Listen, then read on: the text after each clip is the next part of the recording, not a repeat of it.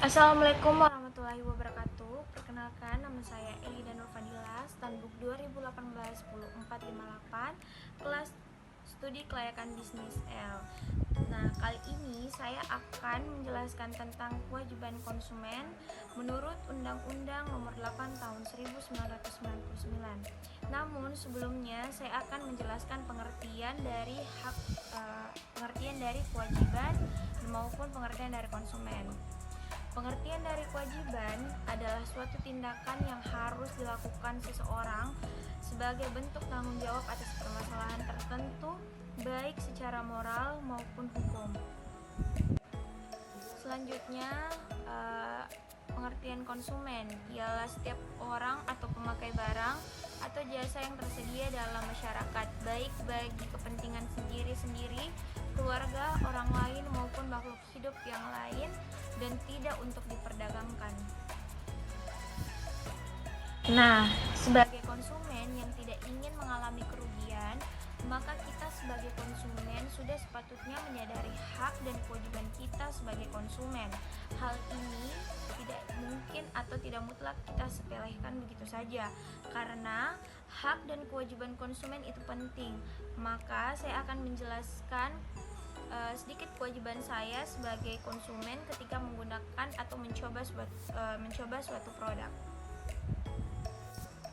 Yang pertama, membaca atau mengikuti petunjuk informasi dan prosedur pemakaian atau pemanfaatan barang atau jasa demi keamanan dan keselamatan.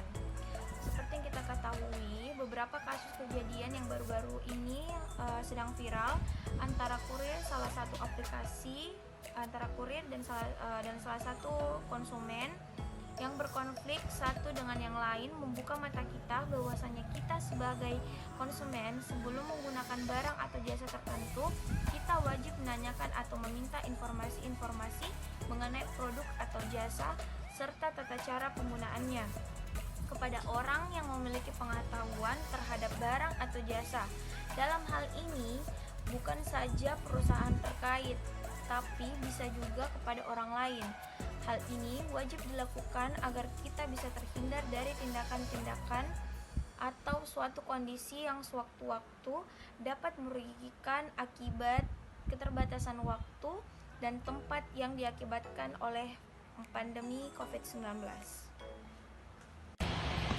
Yang kedua, beritikat baik dalam melakukan transaksi pembelian barang atau jasa. Yang dimaksud beritikat baik adalah dengan tidak melanggar ketentuan transaksi yang telah disepakati bersama, seperti menunda-menunda melakukan pembayaran kepada produsen dengan alasan yang tidak logis, seperti menggunakan isu pandemi untuk menghindari pembayaran atas kesepakatan dalam transaksi. Sedikit saya jelaskan tentang COVID-19.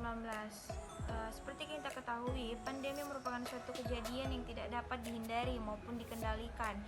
Pandemi membatasi waktu atau tempat kita untuk memenuhi kebutuhan yang bersifat tidak dapat ditunda. Tapi dengan adanya teknologi berbasis digital, hampir semua permasalahan dalam pemenuhan kebutuhan sebagai konsumen dapat teratasi. Namun, di saat bersamaan dengan hadirnya teknologi, cara baru dalam melakukan transaksi, maka muncul permasalahan-permasalahan baru yang berpotensi merugikan baik konsumen, produsen, ataupun kedua hal ini adalah akibat dari menggunakan cara baru dalam usaha pemenuhan kebutuhan. Yang ketiga, membayar sesuai dengan nilai tukar yang disepakati. Dalam membangun hubungan kepercayaan dengan produsen, apalagi di tengah-tengah pandemi ini, kita sebagai konsumen memang wajib membayar barang atau jasa yang sesuai dengan nilainya. Hal ini bertujuan agar konsumen maupun produsen tidak merasa ada yang dirugikan akibat perbedaan harga dengan pemanfaatan yang didapatkan.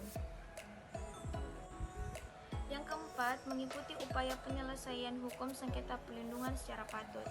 Di tengah pandemi, terdapat banyak cara-cara baru dalam melakukan sebuah transaksi. Dalam masa transisi ini, kita sudah tidak terlalu memahami seperti apa potensi-potensi kecatatan cara baru. Dalam hal ini, memicu terjadinya sengketa antara kewajiban dan produsen.